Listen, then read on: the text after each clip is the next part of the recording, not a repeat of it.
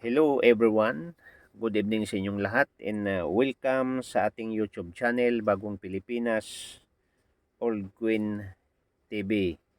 So mga idol, kung kayo ay baguhan pa lang po sa aking YouTube channel, kayo po ay nais kong anyayahan, mag-subscribe, paki-like at pakipindot po ang notification bell para lagi tayong updated sa ating mga ginagawang video mga idol tungkol sa mga lumang barya, no?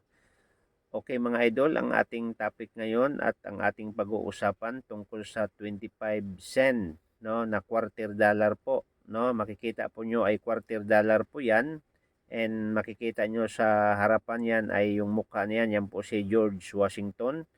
Liberty in God we trust, United States of America. So mga idol, ito po yung sa likuran, no. Itong bariyang ito ay very special po, no. Talagang sinadya talagang ni-reverse itong bariyang ito mga idol. So kung makikita nyo dyan sa taas mga idol, New Hampshire, no? So 1788, no? Makikita nyo dyan mga idol, nakalagay po dyan ay live.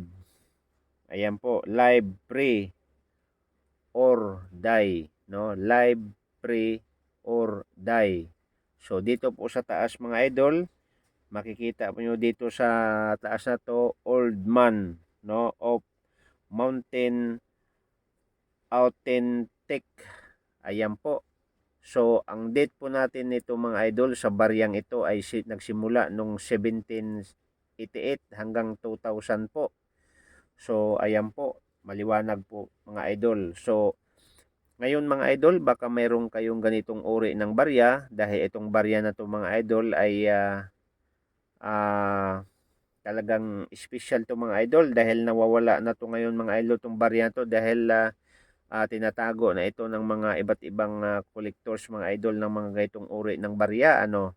So ngayon po itong baryang ito mga idol ay 1788 New Hampshire, no, 2000 quarter live free or die old man of mountain authentic, no.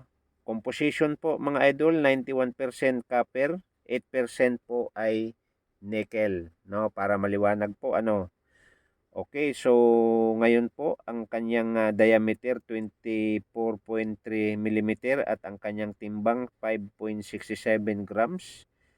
At mga idol, ang kanyang mintage ay 4 na beses silang naglabas, no.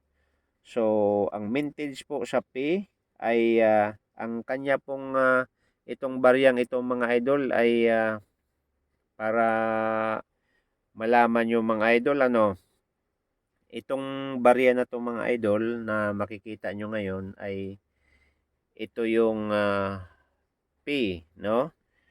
Okay, so sa P mga idol, ang kanyang mintage ay 673,040,000 po, no. So P, ibig sabihin po yan, Mint of Philadelphia, no. Okay, so sa 2000D po mga idol, ang kanyang mintage po ay 495,976,000 po, no. Ang D po ay ibig sabihin Mint of Denver, no. Ang S sa 2000 S na nilabas nito mga idol ay ang kanyang mintage ay 4,020,172. Ibig sabihin sa S ay San Francisco, no. And another S mga idol. So another S na nilabas nila, no, 965,421 lang mga idol. So doon sa S mga idol, medyo sobrang high, no, mataas ang kanyang value ng baryang ito. Kaya nga ngayon mga idol, itong barya na to ngayon mga idol ay ang halaga nito ay